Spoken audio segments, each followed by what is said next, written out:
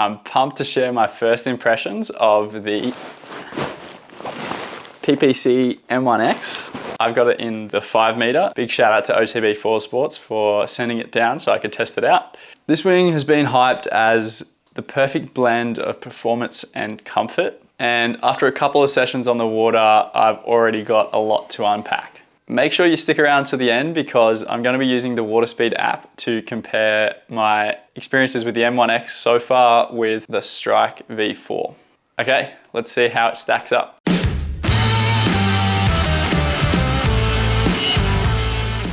So we're going to kick things off with talking about where the M1-X sits in the PPC lineup. At one end, you've got the original M1, super stiff, high performance, and grunty. On the other end, there's the M1L, budget friendly with strategically placed dyneema for stiffness at a more accessible price point. And then right in the sweet spot is the M1-X. So this wing has a full dyneema frame and a refined canopy material. A wing that keeps the stiffness of the M1 but feels lighter and more comfortable. And in some bonus news, PPC have the M1R coming soon as well. A race-specific semi-dual skin wing. So stay tuned for that because I'm hoping to get my hands on one and we'll be putting a similar video together for that. Based on PPC's marketing, the M1-X sits pretty close to the M1 and I'd say that's spot on. Having ridden both, here's what stands out about the M1-X for me. First up is gust management and flagging the wing out. The lighter canopy absorbs the gust really nicely, giving the wing a more comfortable feel in challenging conditions. The added bonus of the lighter canopy is the reduced swing weight, which makes flagging the wing out really nice. Alongside the lighter canopy, the second thing that stood out for me was the surf handle. Its stiff construction relative to the Strike that I've been riding gives the wing a bit more of a direct feel when flagging out, so you can really have precise control as you're riding waves. So they were the main things that stood out from a positive standpoint for me. The only real negatives I could see about the M1-X so far was purely because I've come from the Strike. The adjustment to having longer handles has been a bit of a learning curve. So I was caught off guard a little bit by the longer front handle on the M1-X. For those coming from the M1 or any of the modern wings with longer front handles or booms, you'll have no issues with this at all. But for me, coming from the Strike and having ridden the Strikes for the last few generations, I've always found myself sliding my front hand to the back of the front handle and it just comfortably finding its position there.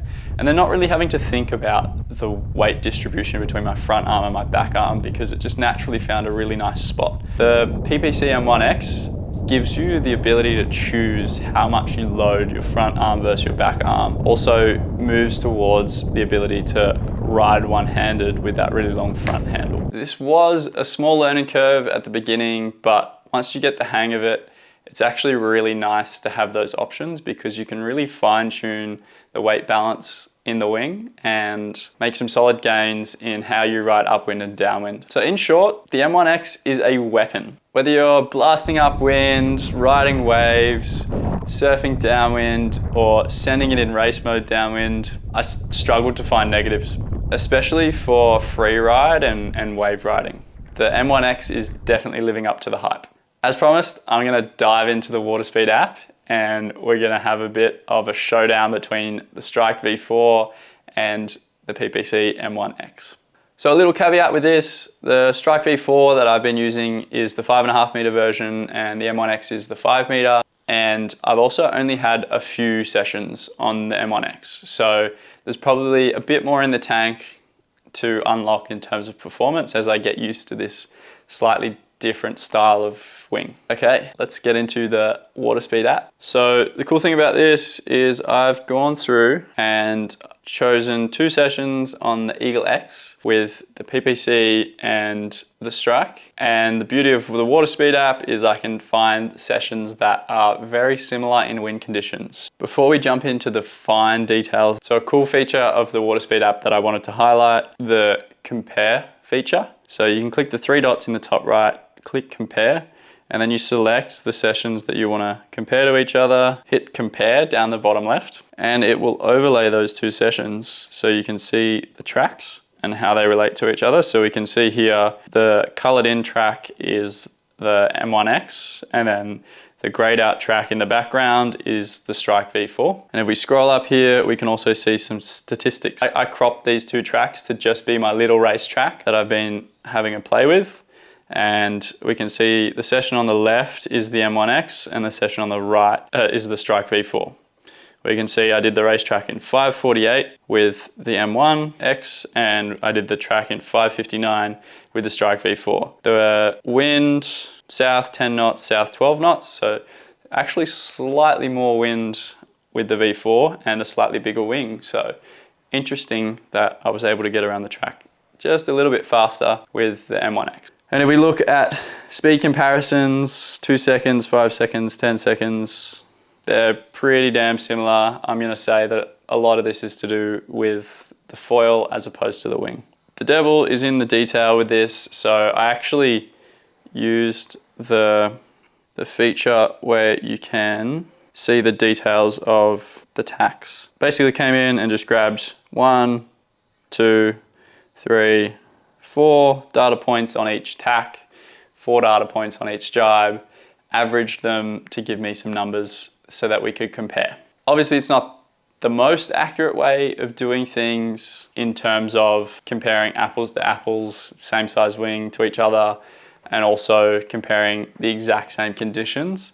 But this will give us a nice little ballpark of sort of what upwind VMG and what downwind VMG we can achieve with both wings. So to pull up the numbers, we had an average upwind speed on the M1-X of around 16.5 knots at a heading of, on average, 53 degrees, 54 degrees. That gave us a VMG of around 9.7 knots. The Strike V4 upwinds, we saw an average speed of around 18.4 knots, so slightly quicker, but we saw a heading of 58 degrees, so slightly lower than the PPC M1-X, and that resulted in a VMG of 9.48, pretty much 9.5, very similar VMGs there. And then we look at the same thing for downwind. The M1-X did 22.2 knots on average at a heading, a downwind heading, so we're looking at downwind, directly downwind, and then the heading to that. So of 46.5 degrees. And that gave us a VMG of around 15.25 knots. And then if we compare that to the Strike V4, 21.4 knots, slightly slower than the M1-X at a heading of 45.87 or 45.88 degrees. Very, very similar heading, which gave us a VMG of 14.43. So in both cases, the PPC M1-X was slightly faster, but I'm gonna say they're pretty close, given a little bit of variation in conditions. But one thing to note is the M1-X is a slightly smaller wing. So to be able to do very similar speeds and VMGs with a smaller wing in, you know, arguably more favorable conditions for a bigger wing, I'm really looking forward to putting some more time on the M1-X to dial this in a bit further and have a few more data points to do some solid comparisons. That's my first look at the PPC M1-X. Huge thanks to OTB Foil Sports for hooking this up. I'll likely do a more in-depth review of this wing in the new year once I've spent a bit more time on it, so make sure you subscribe for that. Drop any questions or thoughts in the comments. Thanks for watching, legends, and I'll catch you guys in the next one.